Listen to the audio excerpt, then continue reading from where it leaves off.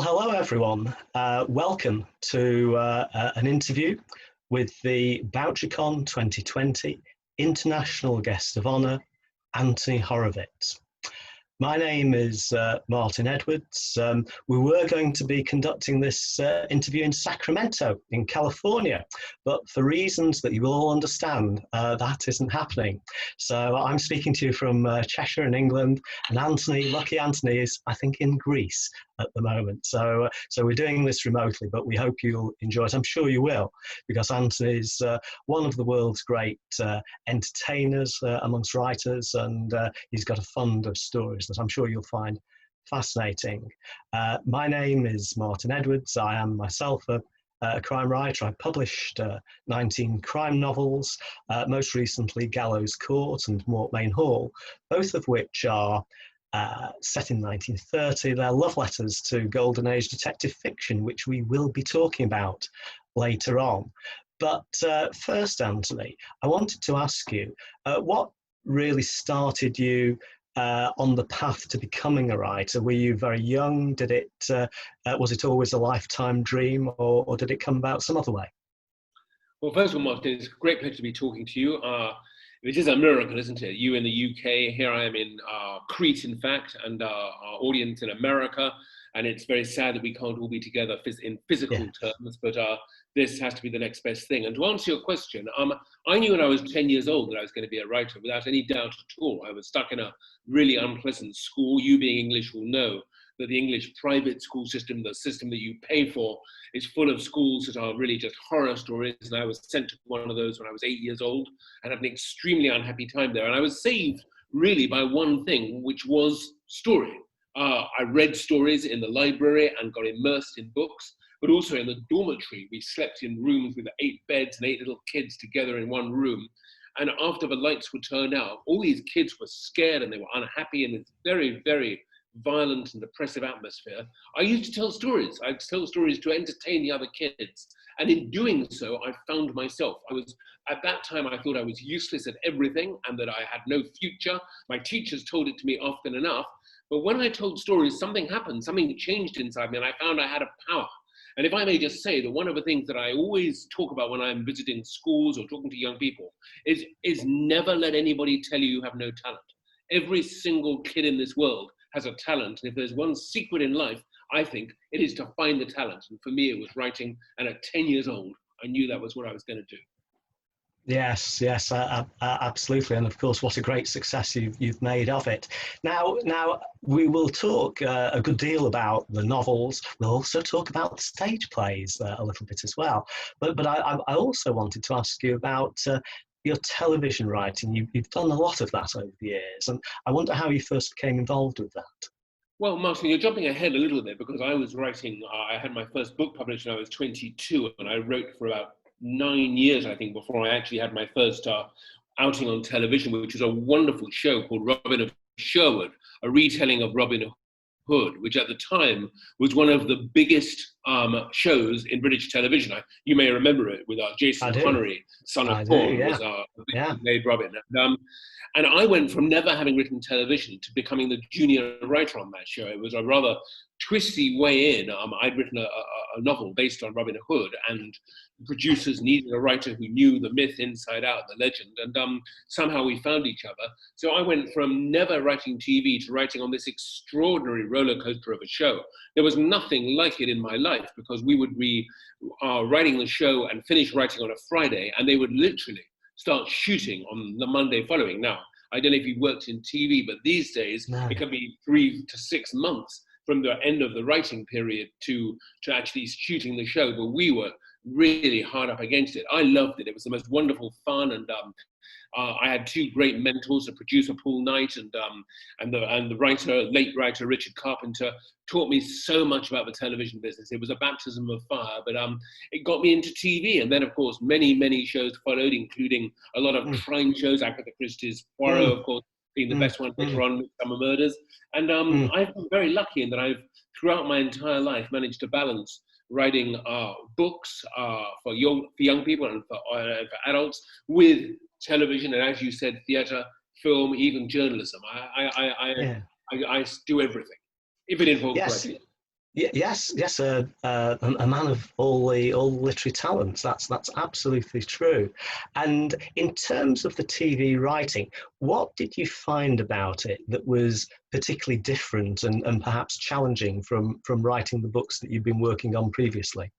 Well, I don't know why you put that question into the past tense, because it's still true today that I am doing both, and I find there are many differences. I prefer to answer that question with what makes them similar, actually, because I think that the differences are sort of technical, largely. I mean, you know, a screenplay is a blueprint that 60 or 70 people are going to work on to make it reality. A book is everything, and it is you. There is one person. Yes, I have editors. Yes, I have publishers. Yes, I have designers and copy editors and all that sort of stuff. But basically, 98% of a book is my work. Whereas in TV, I'm only really the beginning of it. So that's the main difference. But what I like are the similarities, which is that I write for an audience that might be restless, that might go away to make a cup of tea if there is an advertising break, an audience that might be tired and want to be entertained fast. And for me, narrative drive, twists, turns, surprises, pace, tension. This is what drives me when I'm writing television, which is exactly what drives me when I'm writing a kid's book or when I'm writing one of my adult crime thrillers. It's that same, to me, that immersion, that sort of living whatever it is that I'm writing is common to all types of writing. And so I think about the similarities rather than the differences. That's very interesting. It's instructive to those of us like myself who have written many novels and short stories, but have never tried television and been a bit daunted by it. Really, when the possibility has arisen. But you emphasise the positive. Well, of course. I mean, when I was first asked to write Robin of Sherwood, I remember that was a very long time ago. I had no idea how television worked. I didn't know how to write scripts. I didn't know how long it had to be. I didn't know, you know, what a page should look like in TV. So I did two things. I went and watched all the episodes of Robin of Sherwood that had already been made. And that gave me a good idea of what the sort of the ethos was, what it felt like, what the producers were expecting. It was instantly a wonderfully idiosyncratic telling of a legend. Richard Carpenter, as I say, the original writer, was a genius. So that was the first thing I did. And then I went to a library and picked up a book called How to Write for Television. It was a straight standard by a guy called Malcolm Hawke. I remember the name. Yes, I do. I do. I've read the book. It showed me what a page should look like. You know, one, interior, the forest, day, and then Robin comes in with Little John. The two of them are worn out from the hunt. They sit down. Robin, first line. So all that sort of stuff, the nuts and bolts of it, I got from a book on it. I watched TV, which helped me to understand it intuitively, and then I started writing. That's very fascinating. It is quite inspirational, actually, Anthony. And I wonder, with the Poirot episode, for example, how did you feel about taking the best-selling writer of crime of all time and adapting those stories for the small screen? What was that experience like for you? Well, again, you're jumping quite a long way forward, Martin, but my memory of writing it was one of confidence and of happiness. I thought that David Suchet was and remains the greatest Hercule Poirot ever to be on the screen, large or small, and to write for him was just a privilege. Funnily enough, his father, John Suchet, was a very famous gynecologist back in the day. And when I first met David, I was able to tell him that his father had actually delivered me. So there you go. Today, I delivered my script to David. So goes around, comes around. That's quite a connection. It was also a beautifully produced show. The producer, Brian Eastman, was brilliant at putting money onto the screen and making it look so good. So writing it was a pleasure and a joy. It was hard work. I mean, the thing about Agatha Christie is that I adapted several of her novels, including Hickory Dickory Dock and Murder on the Links, but I also did about 10 or 11 of the short stories, and they presented different challenges because the novels are very complex and complicated, and to actually disentangle them and to make them work visually on the screen often presented problems that even she, Agatha Christie, might not have foreseen. How can these two characters be in different places at the same time? Well, that sort of question. How can that fingerprint have really got there? So that made me have to think about it quite hard. And also, it was always a question of somehow corkscrewing down, focusing down on the books to get to the essence of the story. Now, with the short stories, which are often very slight, they're brilliant, but they're very slight, it was the opposite case. You only had 11 or 12 pages of narrative to expand into an hour of television. So you had to sort of expand it and extrapolate and find different ways of doing what she'd said. Yeah. And the estate, the Agatha Christie estate, had two rules, which was that the murder had to be done in exactly the same way as the story described, and the killer, of course, could not change the identity of the killer. So you were stuck with that. But outside that, you could do almost anything. And I remember a story I wrote called Yellow Iris. It was her story, of course, Agatha Christie's. All takes place in a restaurant. But I turned it into a story about, I think, a country in Central America where there's a coup d'etat and the characters escape from that. And it became this enormous story from just this little tiny idea set around the table. And that was part of the fun of it. Yes, the differences of adapting short stories and novels must be quite a different experience as a writer. And how did the experience of adapting Christie, where you have the original material, compare to working on Midsomer, where there are relatively few books written by Caroline Graham, but of course many episodes of the series? What was that experience like? Well, Caroline Graham's books, which were incidentally called Agatha Christie on Acid, which I recommend to anybody because they are enormous fun. I actually adapted two of those books, Killings at Badger's Drift, I think the first one was, and Written in Blood, the other one. And then I created 5 original ones of my own.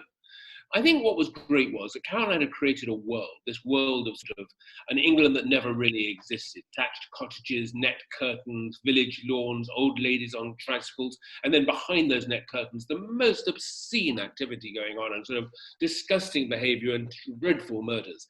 And it was that contrast that was such fun. And it was, again, just an enormously enjoyable experience. I helped to create the show. I think that the 2 words that I have given to the English language are Midsomer Murders, because when the producers approached me to do the show, it was going to be called Barnaby, after the name of the detective. Every show on British television was named after the detective. You had Morse, Lewis, Taggart, and you had Barnaby. Yeah. And I said, no, this is not about the detective. It's about the countryside where these killings take place. You must call it Midsomer Murders. And so there you go. That's what it became. But it was wonderfully cast. I had a wonderful script editor working on it with me. And, 7 episodes, after 7 episodes, I had to stop, to be honest with you, because I felt there was nobody left in Midsomer to murder. There had been so many deaths. But it was a thoroughly enjoyable show to work on. Yes, and I hadn't realised that you were the person responsible for that term, because, as you say, it's become part of the lexicon, really, hasn't it? Now, what about something slightly different, something that you created from nothing? It came entirely from yourself, Foyle's War. Tell us a little about that. Well, Foyle's War grew out of Midsomer Murders, because as much as I enjoyed doing the show, as much as I loved it, I often thought to myself, look, 3 months' work to tell you the butler did it.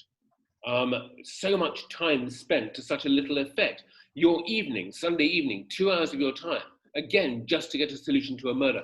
Was it possible, I began to wonder, to expand the murder mystery genre, to use whodunits in a way that hadn't been done before? So I had this idea.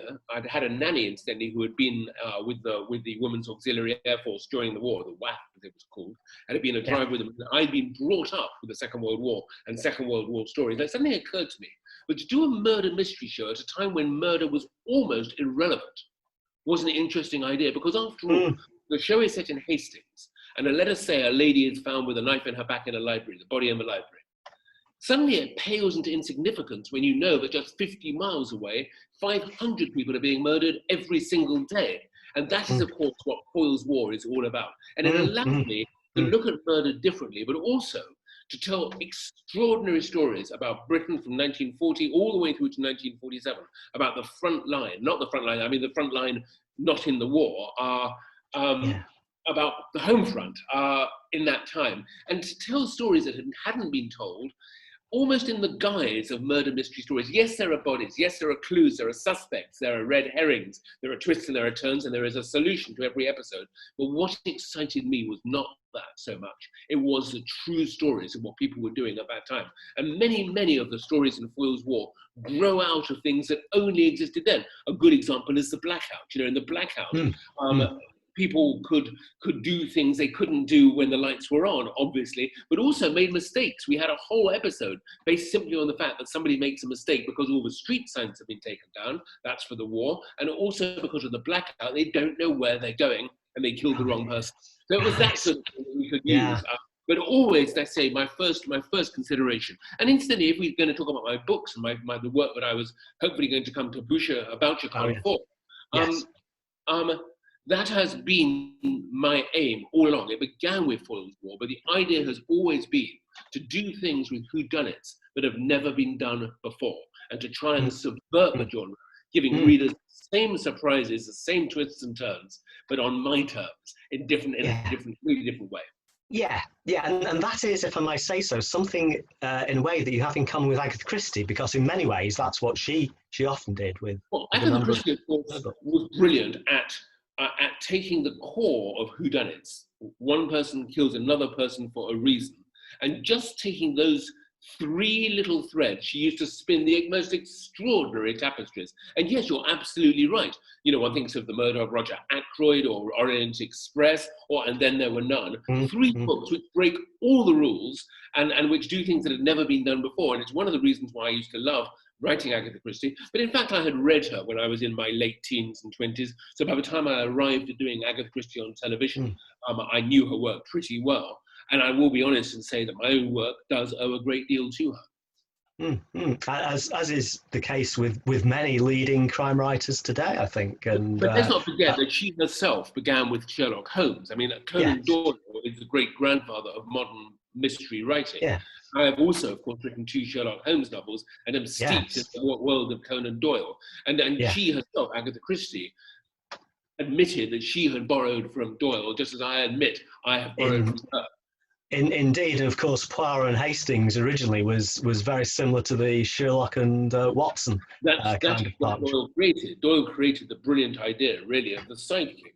You know, I always say, because when I was writing The House of Silk and Moriarty even, the joy of entering the world of Sherlock Holmes was becoming witness to the greatest friendship in literature. The Holmes-Watson friendship is a marvel to behold. And writing The House of Silk, which is my Sherlock Holmes book, I felt myself sitting inside 221B Baker Street in the corner of the room, watching these two friends together.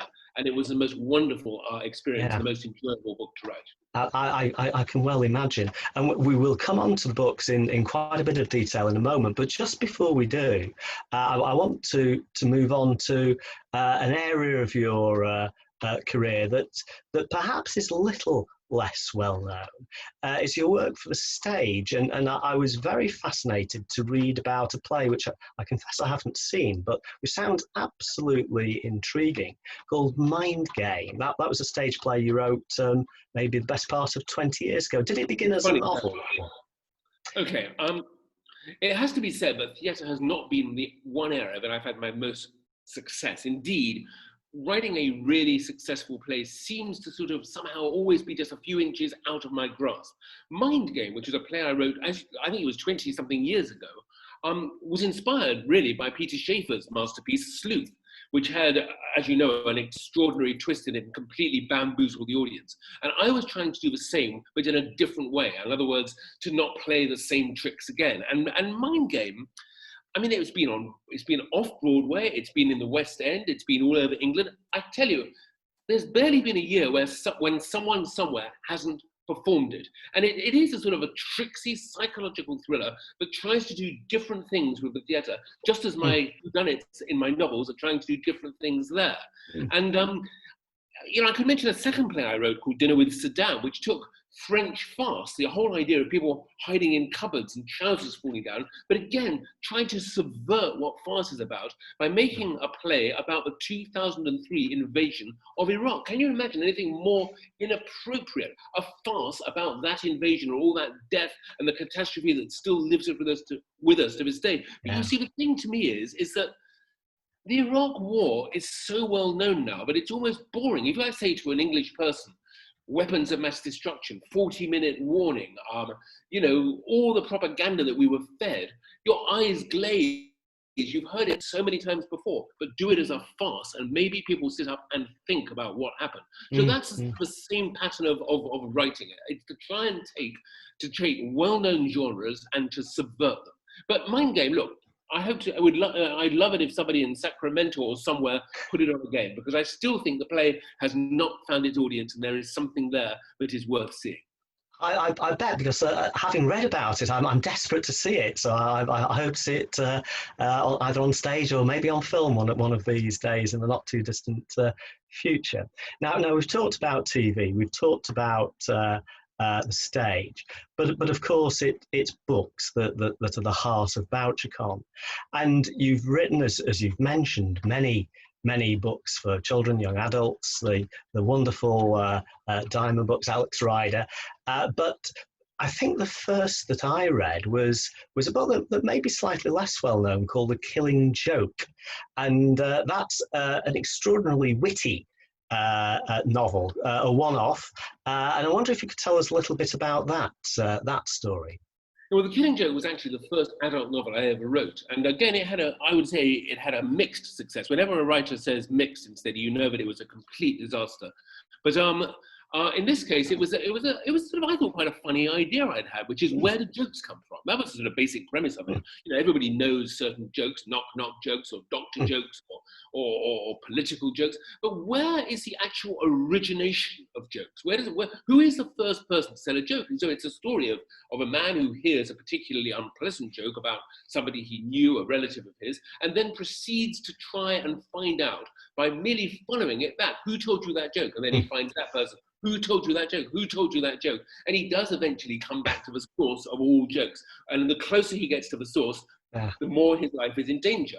And I haven't read the book for a very, very long time, and it's one of the very few books of mine that's out of print. I've written books, 25, 30 years ago that you can still buy to this day. But that one is one of the few that's gone. And, there's a little part of me, even as I talk to you, Martin, about it, that hopes that one day somebody will find it. Probably I'll have to be dead for it to happen, but that somebody will find it and actually bring it back into public awareness. Because although I now see that there were some terrible mistakes that I made in the book, I was quite young when I wrote it, I think there are still some quite good things in it too. Well, absolutely. It's a terrific book. I read it when it first came out, and I may even have reviewed it, and I absolutely loved it. I thought it was very witty, clever, original, and it left me hoping that you would write more crime novels, although you kept me waiting a year or two before you proceeded. But I wonder what your thought process was about moving into the crime genre. And you've mentioned the Sherlock Holmes stories. You've written two novels, The House of Silk you've mentioned, and also a book we'll talk about in a moment, Moriarty. But first of all, I wonder, how did the commission from the Conan Doyle estate come about?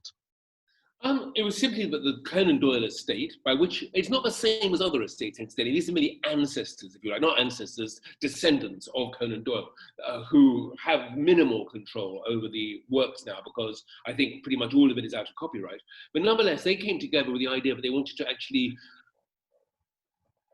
commission a new Sherlock Holmes, which would have their imprimatur. It would be the first book ever, with a stamp of approval from the Conan Doyle family. And they chose me, I think, because I was known for my crime writing with Foyle's War and Poirot and Midsomer Murders we've already talked about, but also I had a very large young audience. And that was what they were very keen to do, was to bring Sherlock Holmes to a new generation. So they got the author of the Alex Rider books to do this book.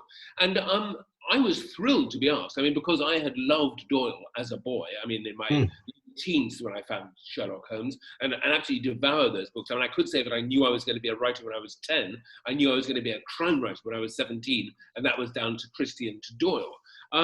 And so they came to me and I wrote it, The House of Silk. Yes, and then you followed it up with Moriarty, which I won't say too much about it because it's a book that has a remarkable twist in it. But tell us how that came about and how you set about writing it.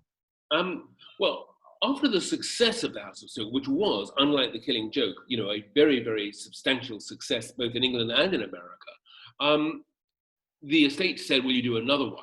And I found that I couldn't really, because I don't want to sound arrogant, or boastful, but in my mind, I had done the best job I could do.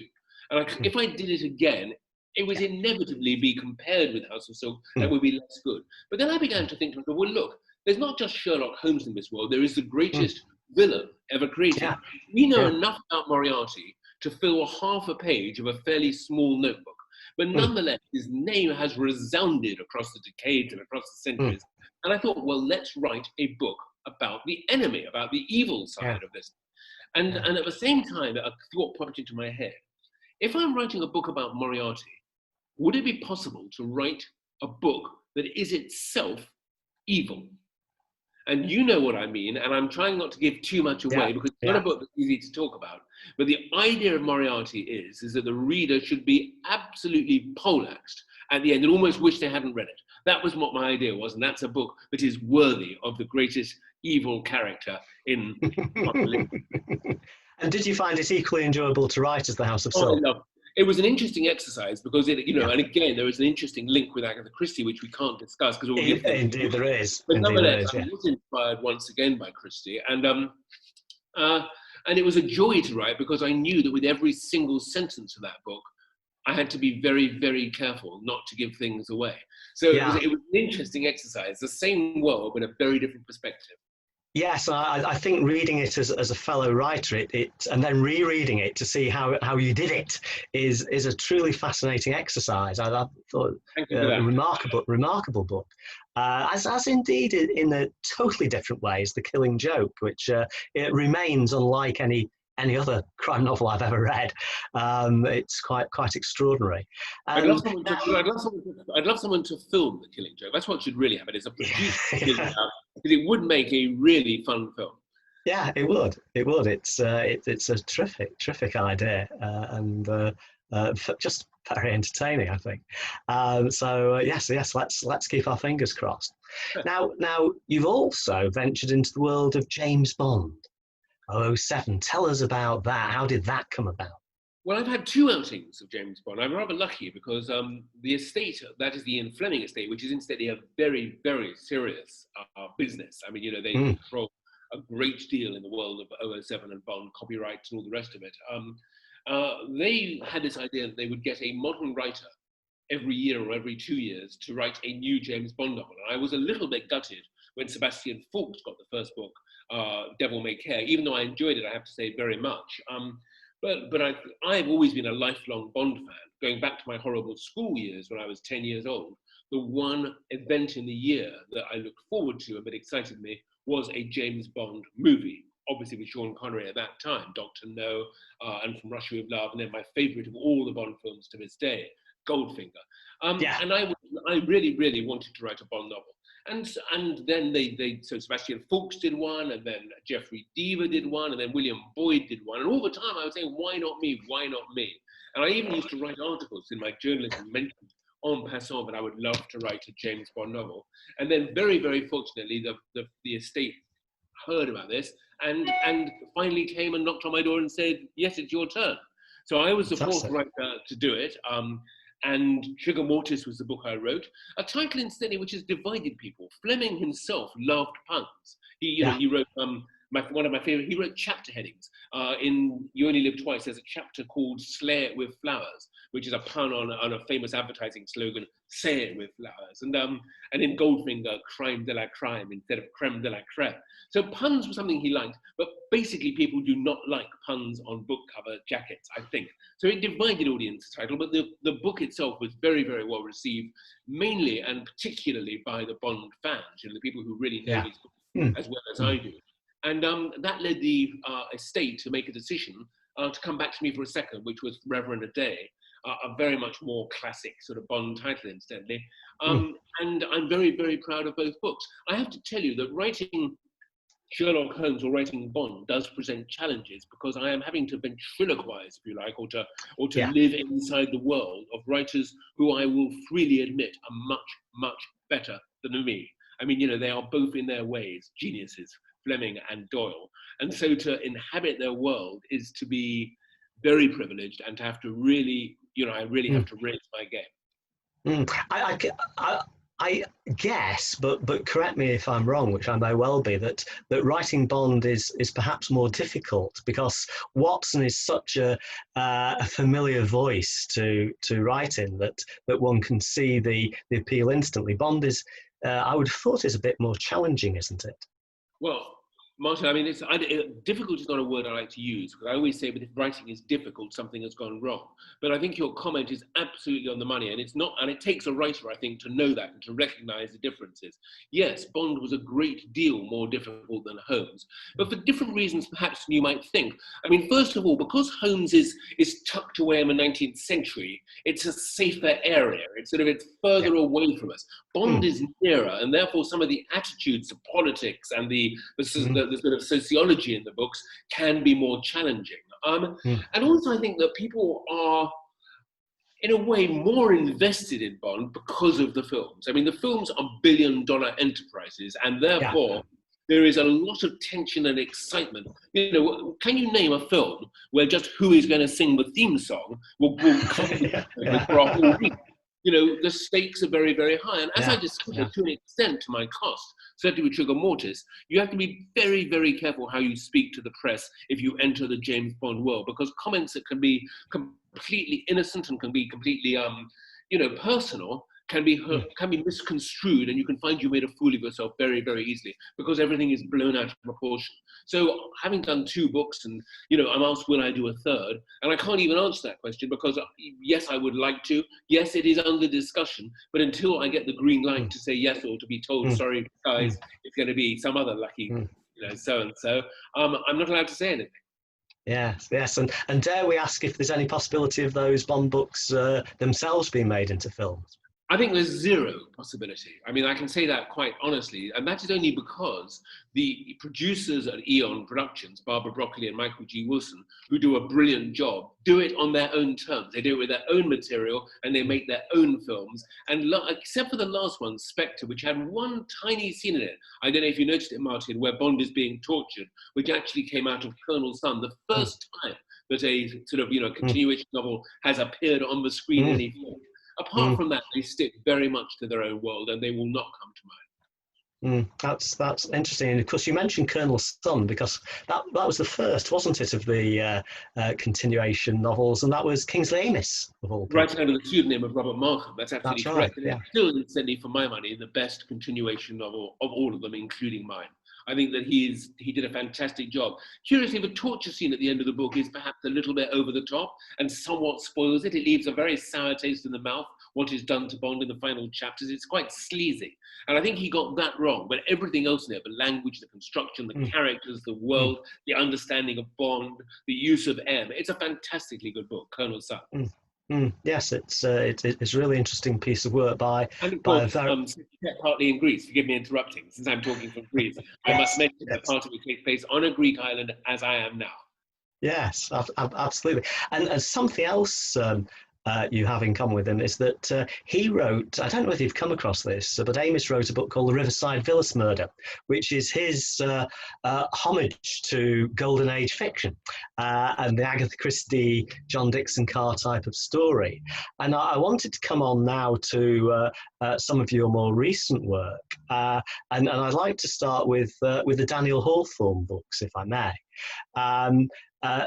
2 of my absolute favourite books of recent years. I must say, the word is murder, the sentence is death. And I wonder if you could tell us a little about how that character and how that idea for a series came about in the first place. Well, first of all, I do have to mention Magpie Murders, which has been a big hit for me both in America and in England and in other countries around the world. And it led my publishers to ask me if I would do a series of books. Magpie Murders was seen at the time as a one-off. So would I do a series with a central character? And that was where my thinking began, because I immediately realized that everything has been done. When you write a new detective story, you've got to begin with your detective. Who is your detective? Is it a he or a she? Is it an English person or somebody from abroad? Is it somebody who is very fat, very thin, in a wheelchair? Is it a robot, a vampire? Is it who is a detective? And actually, when you look into it, every single one of those things has been done. And so I started thinking, well, if the detective has been done to death that way, how about the sidekick? And then I had this sort of moment of I don't know what you call it, madness maybe. I thought, what would happen if I, Anthony Horowitz, was the sidekick?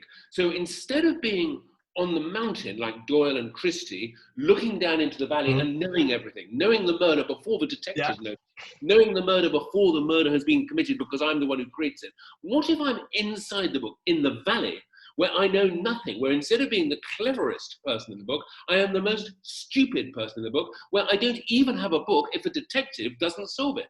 Isn't this an opportunity, once again, to serve up classic whodunits, but in a completely new and different way? Yeah. Now, I presented this idea to my publishers, and they were nervous to begin with.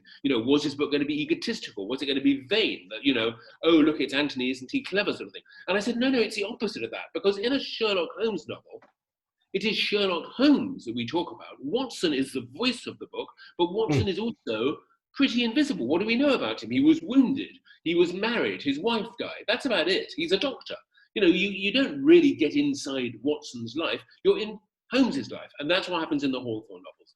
Hawthorne, not the nicest of detectives, hires a writer to write about him in order simply to make money. And the writer he chooses to be his Watson is me, and that's how the books work. And thank you very much for saying such nice things about them, by the way. Well, they are wonderful, wonderful stories, and we'll come on to the Magpie and Moonflower in a moment. But I want to stay with Daniel Hawthorne just for a minute or two longer, because those books do fascinate me particularly, and I wonder whether at the start of the project you envisaged a particular number of novels, or whether it was just an open-ended idea that you'd write a few and see how it went. What was your thought process as you embarked on that journey? Well, obviously one has to hope when the first and second book are going to be successful, because if they're not, you are finished and you can't keep doing them. But I hoped that they would be, obviously. And I saw the series from the very start as being around about 10 books, 10, maybe even 12. And I have an arc in my mind, because one of the things that interests me, when you write a book, you or me or any writer, you have a central character, and the more you write that character, the more you know them. So, for example, Alex Rider, over 13 books, has certainly developed as a character. He's become darker, more adult, and more sort of introspective, and all sorts of things. And the same thing is happening with Hawthorne, but there's a difference. In the books, I'm actually actively searching for the reason that he is so difficult as a human being. What happened to him in his life? There is clearly a mystery there. Yeah. So all 12 books have an arc for the character of Anthony to follow as he tries to get closer and closer to what made Hawthorne. But that is also divided into 12 or 13 or 11 or 10 quite separate murder mysteries. And I'm glad you're talking about it, because since I've been sitting here in Greece, I've written 30,000 words of the next one, which is going extremely well, and which I hope to deliver to my publishers this Christmas, and which will be out sometime next year. Fantastic. And have you a title for it yet? I don't have a title for it, but I do have, obviously, having gone so far into it, the setting and the murder and everything. I think it's a rather lovely idea, and it's very, very Agatha Christie in some respects. I always begin with the murder. Why does somebody murder somebody else? And to me, the murder has got to be interesting. If it's just a straightforward, he was blackmailing me, or I wanted his money, or he knew a secret about me that I didn't want anybody else to know, that sort of thing, it's too obvious, too easy. I'm always searching for an interesting reason to kill someone. Exactly. And this one fell into my lap. And I'm almost worried about the book, because I'm writing it so quickly, and it seems to be going so well, that I'm nervous. I said writing a book shouldn't be difficult, because that suggests something has gone wrong, but it can be too easy too, and it means you've got lazy. So I have to be careful. And just this morning, in fact, I reread the first 65 pages and made some changes, and I was quite pleased with how it's looking. I think it'll be fun. Maybe I'll get to another time. Yeah, well, something to look forward to. That's for sure. Those are fascinating books. I'm interested, although not surprised, that you start with the murder and the unusual motive. I can absolutely empathise with that approach. And I wonder, is that the method that you adopt with all your crime fiction, or does it vary from book to book or series to series?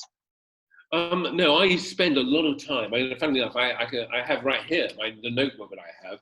And these are just page after page of notes and questions about the book, and about what's happening, and who is going to be murdered and where it's going to happen. There's my cast list for the new book I'm writing at the moment. And, it's just an endless page after page of notes. And I take an enormous amount of time and care to structure the book in such a way that everything is more or less decided before I start writing. I was quite shocked recently. I was doing an interview with Don Winslow, who is one of my very, very favorite writers. I think he is a genius. I just finished reading his collection of short stories, Broken. And I commented to him how well constructed the stories were and how much time he'd spent on structure. And he said, no, I just sit down and start writing and it all just comes out. So it was a bit of a shock to my system that other writers do this. I plan very carefully. I mean, these books have dozens of clues in them and they have to be very carefully seeded. Absolutely, and it's interesting to see that notebook. It's fascinating because, of course, as you will know, Christie's notebooks were rediscovered a few years ago, and books written about them, and it's fascinating to see how her mind works. So maybe one day the Horowitz files will be the subject of academic discussion. Who knows? Well, it's a beautiful. My sister gave me this book, and it's a beautiful book to have as well. Yeah. It's a Japanese book, and I love that. That feels like a sort of an entry into a mystery world, doesn't it? Exactly, yeah. So, yes, maybe. Yeah, a bit of crime fiction heritage. Terrific. Now, you've mentioned the Magpie murders, and that's the book I want to turn to next. You mentioned also that you conceived that originally as a one-off. So could you tell us a bit about how that book came into being? You've also mentioned The Killing Joke, which I got my fingers burnt on because I didn't get great reviews. And I had the idea for Magpie Murders not very long after that book, but decided that I wasn't yet ready to write it. I wasn't good enough. And if I was going to write a really perplexing adult mystery, I had to wait a bit. And in fact, if you see a show of mine called Crime Traveller, which is another murder mystery show, which is very unusual and interesting and has a real twist in it, basically traveling back in time to solve crimes before they've happened. Inside that series, a character is reading Magpie Murders, and that was made 15, 20 years ago. So I had the idea a long time ago about, and the idea was to write a detective story that played true to the reader, but which also was about murder mystery and about why these stories work. A book about writing, a book about writers, and a book within a book, because that's what the secret of Magpie Murders is. It's actually not one book, but two. And it's very difficult to explain. I mean, the trouble when I talk about Magpie Murders is I get tied up. It's an easy book to read, a difficult book to explain, and an almost impossible book to write, I can assure you. But basically, the setup is that a writer, Alan Conway, has written a murder mystery.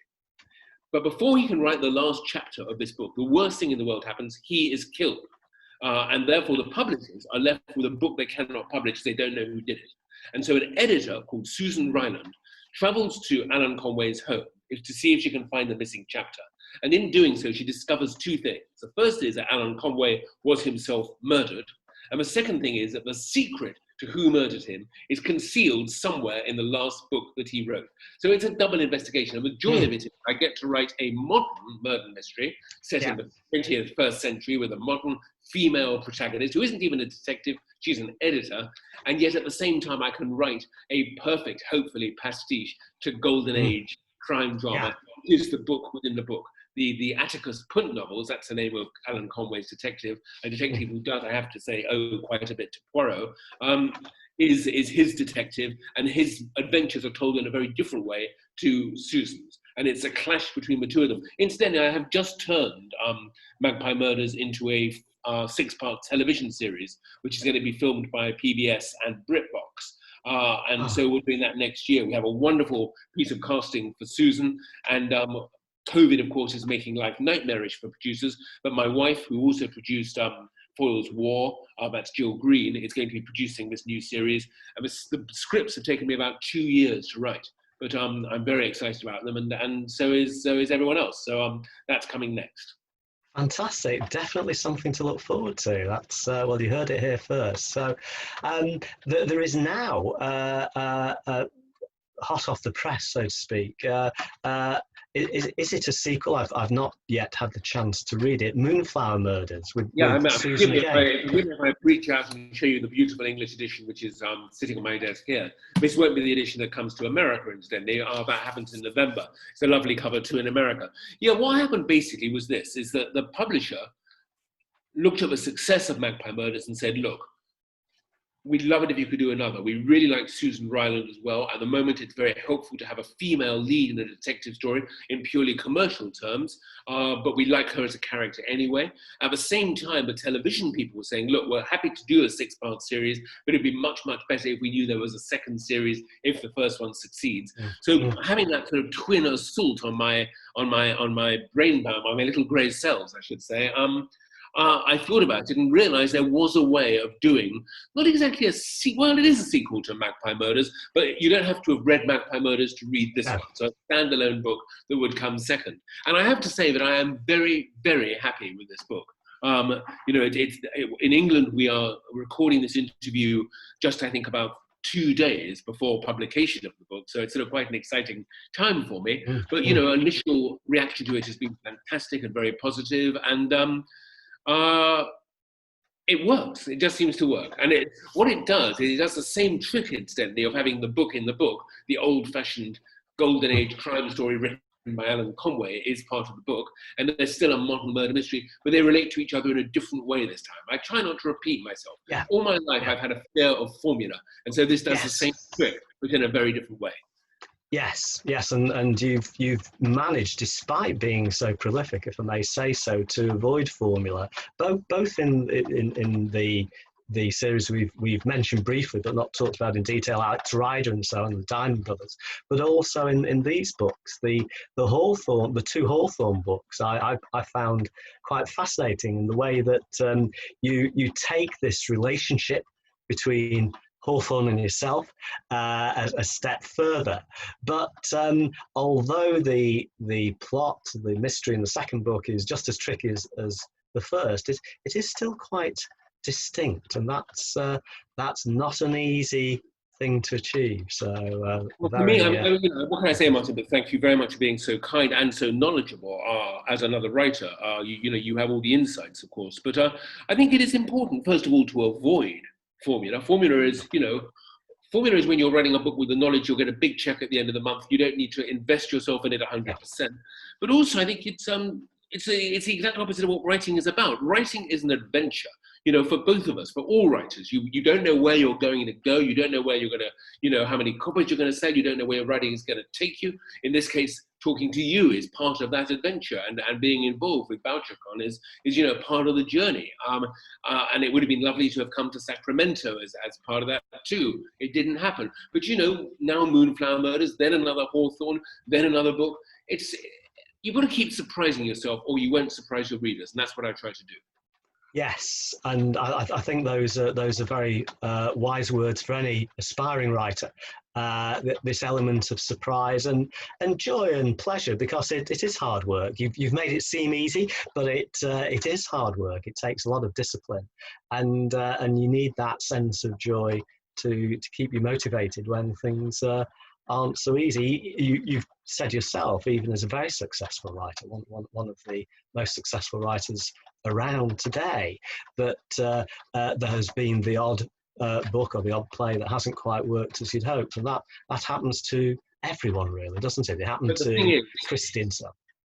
Something else I say to young people in schools: you cannot fear failure. You have to embrace it. If you fear failure, you cannot fully succeed, and I really believe that. So yeah, I live in terror of producing a dud book or a book that is not as good as the one before. But maybe one day it will happen, and I'll just, especially if I'm trying a different sort of arena. But to me, it's always about raising my game. It's always about trying to surprise myself, my audience, and doing something completely new next time.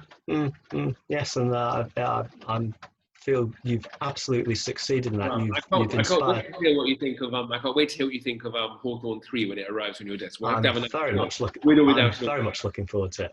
I must say, and I think that listening to you, having this conversation, we've never met in person, but having this conversation has helped me to understand better exactly why I've enjoyed your work so much over the years. You've given a lot of insight in the course of 3/4 of an hour or so. So thank you so much for that, Anthony. It's been an absolute pleasure to talk to you today, to talk about this remarkable range of work that you've produced, with the prospect of so many more great books and TV shows, and who knows, plays as well to come. It's a very exciting prospect. So I hope that one day we will actually get to meet in person and perhaps have that drink we promised ourselves earlier this year.